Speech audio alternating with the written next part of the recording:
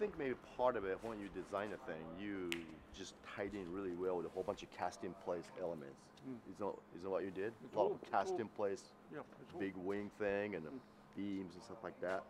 So building itself is very tied in already. So when the thing settlement happened, I think kind of keeping it within. I sure like to see this 18-inch settlement they're talking about, you know? Yes, I find it very hard to believe, but Maybe like a really localized thing, like this one. This is definitely, you know, settlement, you know? Maybe that kind of thing they may see in the inside, you know? But right now, just looking from outside, I mean, this is definitely salvageable for sure. I mean, oh, yes. I mean, damage is basically slab outside. You know? The floors are up and down inside.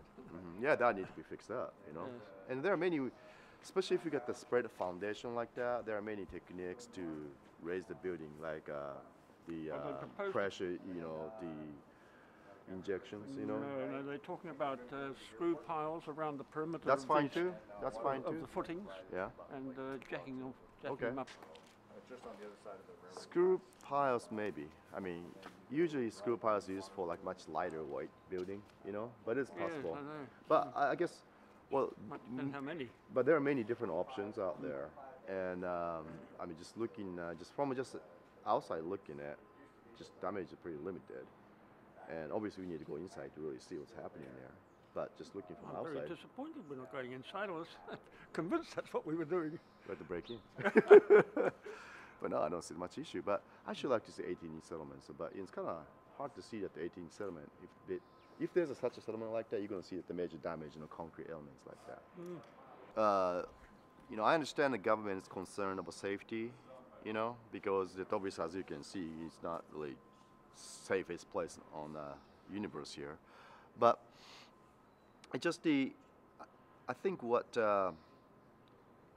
this is almost 6 months after the earthquake, and the whole basically downtown core to shut down. And yes, you need to go through proper process to get the permit to come over here with engineers and understand the safety and so on. But at the same time, if the owners or architect or engineers don't have a much more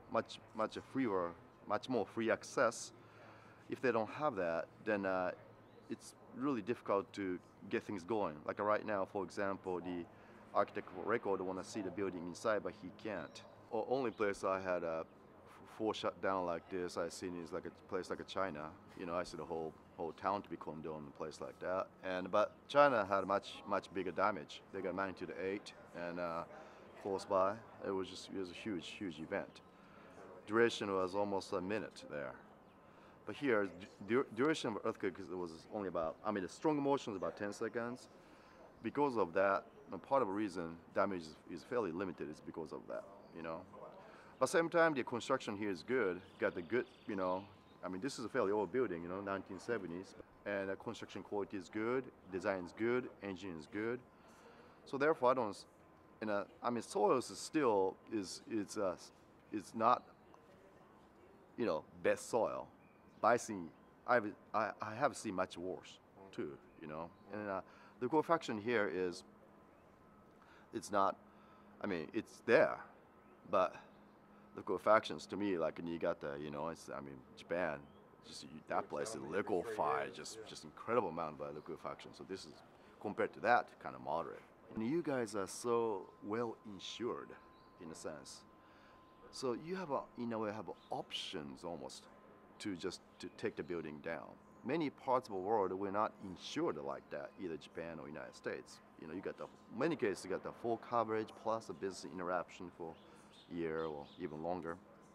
And so I think having that really just have an option to just take things down, because I understand that for the investor, either existing or new investor's point of view, if the asset become liquid, that's going to give them the options. Understandable, you know, especially at the times of uncertainty.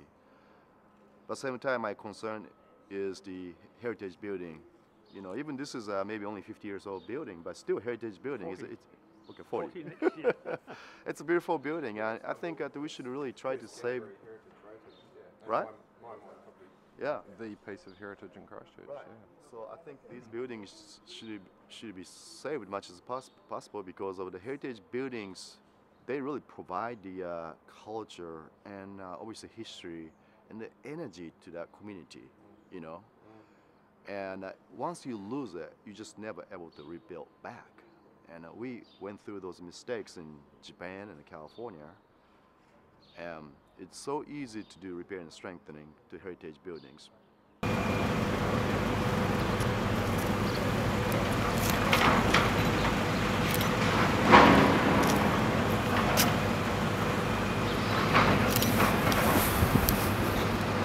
See, that's really normal.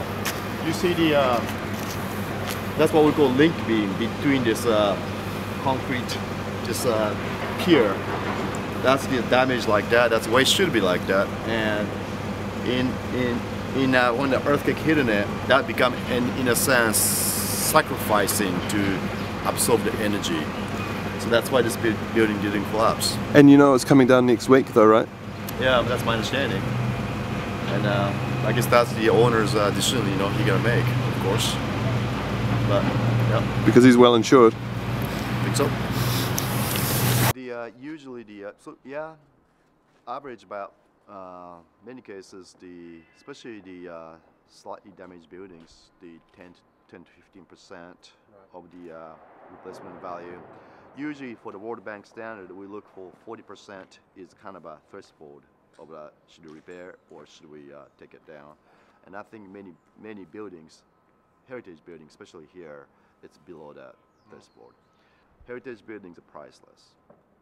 You know, it's priceless. There's no way to value it. What is the replacement cost? Because you can't replace. You can't replace. If you see the place like in New Orleans, you know, recently, there are many districts in New Orleans. Some districts really try to save the buildings, try to save the heritage. Some didn't. After 6 years, if you see those comparison with districts, those districts try to save the heritage, culture, and the buildings. They're thriving today, much more than the one didn't do it.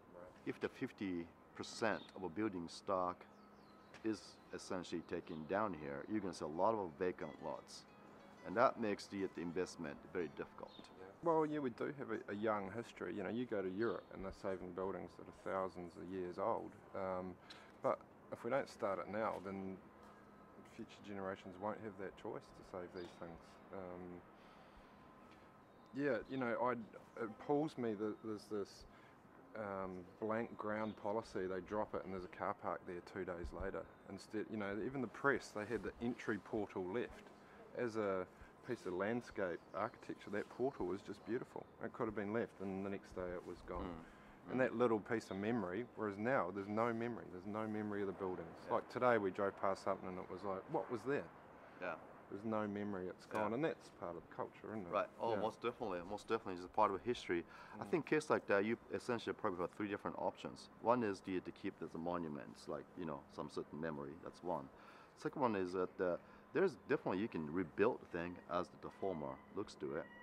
Third one would be keep the monuments. I mean, keep the remain part of it, but also build the modern construction around it as a part. Exactly, just combination of it as a part of architectural expression. These things should be really considered through, you know. That was my favourite architecture in Europe, where you'd have an old building and they'd put something very, very modern into it. Yeah. Like Carlo Scarpa's Castle Vecchio in Verona.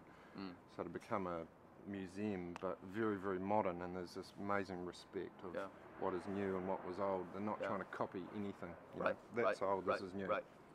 No, I think that's very important architecturally, you know. And I think, you know, obviously, I mean, public buildings are one thing, but for the commercial buildings, commercially need to make sense. Has to make sense, you know. Having the right architecture, I think, many cases one can make that commercially really make sense. Actually, the commercially really makes sense. And I think that type of guidance and advice is definitely needed to the owners here, you know. Yeah, most buildings, is our experience, you can repair them for somewhere between 15 to 40% to repair and retrofit a building. Depends on, of course, how much damage is on the building, but typically that's a good number. And then That's World Bank uses that as a number that once you get above about 40 to 60% in that range, then the building becomes a total loss. At that whole moment, it's about bureaucracy. The building code and the code that we design by is for new buildings. It's not for buildings that have been damaged, or it's certainly not for buildings that are 100 years old that were never built to any code. In the States, our code started in 1927, I believe. Anything built before 1927 was never built to a code, any code. It was built to general construction practices. So what we consider our modern building code started in 1927. And every 3 years in the States, we change the code. We learn things, we change it. And various things happen with new materials, new ways of doing construction that are better, stronger, easier to build. There are definitely models that work. San Diego, I've worked in San Diego for 25 years, and there we have an entire downtown area, much like Christchurch. Buildings from the turn of the century that were done before building codes, and certainly before the Long Beach earthquake in '33, when we pretty much outlawed unreinforced masonry buildings. Well, we've revitalized our entire downtown. Our downtown is now vibrant. It has people living down there, people playing down there, people working down there, and we didn't demo very many buildings at all. But most buildings could be saved, could be augmented, could be added to, and we went through a process of trying to save buildings. I personally worked on a theater called the Balboa Theater. It was built in 1920. It had been vacant for over 20 years.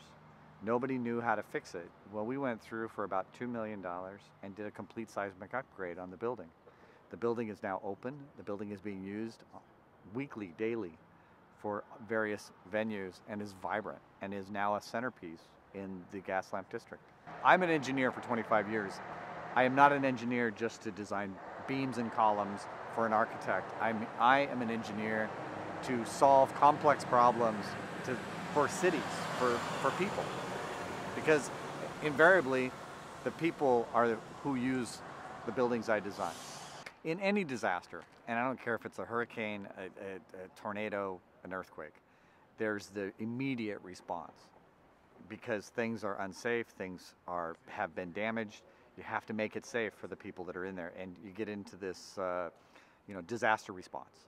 And then after the disaster response, and we've moved beyond that, now it's recovery, it's fixing the buildings, it's putting people back to work, it's getting the buildings back open and getting the city back to life. I think we're transitioning right now into recovery, and that's why the City Council put together that great plan for a rebuild of Christchurch, which I think is unheard of. I don't think I've ever seen a city put something like that together and as fast as they've done. It's phenomenal, and I got to commend them for doing it and to have the vision to do it. A lot of cities wait for the entrepreneurs to come in and start throwing money at it and rebuild it. The city has a vision, and they're trying to get the private sector to envision their vision at the same moment. And it's not theirs. According to what I've seen, it's 106,000 ideas from people from Christchurch. So when you say people are leaving Christchurch or could leave Christchurch, well, there's 106,000 ideas for people to stay in Christchurch.